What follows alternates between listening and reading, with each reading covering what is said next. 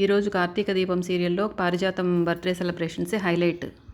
Episode స్టార్టింగ్లో అనసూయ ఎక్కడికో వెళ్తూ ఉంటుంది. దీప ఎదురుగా వస్తూ ఉంటుంది. దీపను చూసి అనసూయ భయంతో పారిపోతూ ఉంటుంది.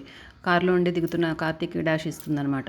ఎవరండి మీరు అని చూస్తే అనసూయ అనమాట. మీరా ఎందుకు పరిగెడుతున్నారంటే ఎదురుగా దీప వస్తుంది అందుకే పారిపోతున్నారంటే మిమ్మల్ని చూసి దీప కదా పారిపోవాలి, మీరెందుకు పారిపోతున్నారు అని అడుగుతాడు కార్తీక్. అప్పుడు అది నిన్నటి వరకు అండి, నిన్నటి నుండి అంతా సీన్ మారిపోయింది అని జరిగిందంతా చెప్తుందనమాట. అప్పుడు కార్తీక్ ఆశ్చర్యపోతాడు. దీపలో ఇంత ఆవేశం ఉందా, తన కూతురు జోలికి ఎవరైనా వస్తే చంపడానికి కూడా రెడీ అవుతుందా అని చాలా మెచ్చుకుంటాడు దీపని మనసులోనే.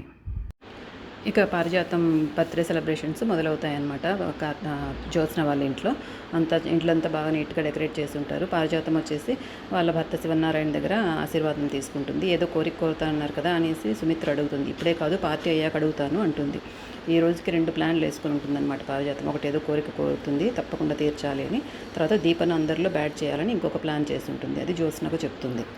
తర్వాత సుమిత్ర దీపని పిలిచి స్పెషల్ పాయసం చేయమని చెప్తుందనమాట. దీప చేయడానికి కిచెన్లోకి వెళ్తుంది. తర్వాత కార్తీక్ రోజెస్ బొకే తీసుకొని వచ్చి పారిజాతంకి విష్ చేస్తాడు. గ్రాండ్గా సెలబ్రేట్ చేసుకుందాం పారు ఈరోజు అంటాడు. నువ్వు వచ్చావు, నాకు అదే సంతోషం మనవడా అంటుంది.